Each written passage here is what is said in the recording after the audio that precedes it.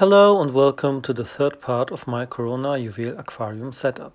Today's part is about the decoration with lava rock and mangrove wood. I will also show you a little insight into another aquarium of mine.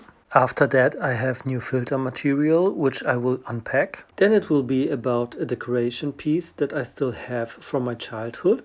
I also installed a CO2 system and changed the suction cup of a thermometer. Here you can see the first draft and also 3 new clay caves. The cave entrances point away from each other. Since I had already thought about the fish stocking, caves were important to me as part of the aquarium decoration. Different fish have different needs, so you should inform yourself in detail about the requirements of the fish before buying. No matter how cheap the fish may be, as a pet owner you are responsible for the animal. After I wasn't completely satisfied with the arrangement of the caves and stones, I rearranged a bit. After that, I liked it a lot. So the result was in the end a richly structured landscape with many hiding spots. Here you can see it from above. Now I wanted to give you a quick glimpse into one of my other aquariums. In my opinion, the fish there would be a little too big for my Corona setup. Still, I hope the fish will feel just as comfortable in the new aquarium as the two of them.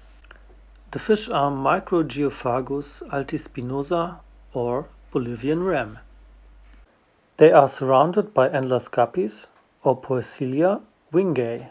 Now we come to a new filter material that I bought because there was still space in the lower area of the filter.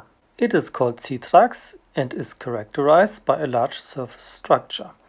So many microorganisms find space to settle on it. Then I still have this little castle here, which also comes into the aquarium. I've had it since the time I started aquaristics and wanted to give it a worthy place in my new aquarium. I've owned it for about 25 years. Now, in my opinion, we come to one of the most useful aids when it comes to making plants grow well in the aquarium. I mean a CO2 system. Water plants consist to a large extent of carbon, which they get from the water column. A CO2 system adds CO2 to the water column, which the plants convert to sugar and oxygen with the help of light and water. This process is called photosynthesis. The CO2 system that I bought is the CarboPower E400 from Dennerle. In my opinion, it already includes almost everything that is needed for use in the aquarium. Included is a pressure reducer, a long-term CO2 test, a CO2 reactor, a CO2 pressurized gas cylinder. There is also a hose suitable for CO2 and suction cups for the CO2 reactor. And then there is a non-return valve that is supposed to prevent water from flowing into the CO2 system from the aquarium. What was not included was a CO2 shutdown that I bought individually.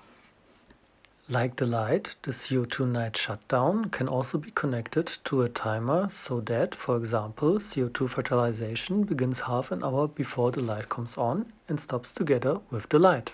Now I show you how I prepared the CO2 system for use in the aquarium. First I took the hose and attached one end to the pressure reducer. Then I cut the tube about 10 centimeters long. Then I attached the night shutdown at the hose. Then I cut the tube again after a length of about 10 centimeters. And after that I attached the check valve to the hose. Then the end of the hose comes to the CO2 reactor. As the penultimate step, I attached the suction cups to the CO2 reactor.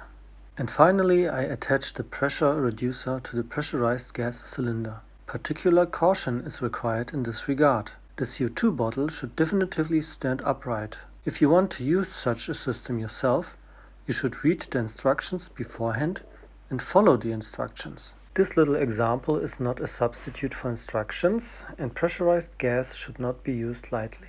Finally, the CO2 system is ready for use in the aquarium.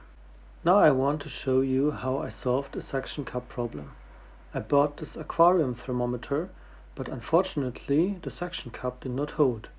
Since I didn't want to exchange it, I simply used the trick to be able to knit a suction cup that didn't actually fit for this thermometer.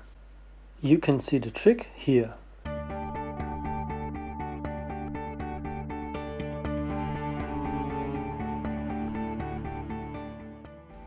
And this is how it works.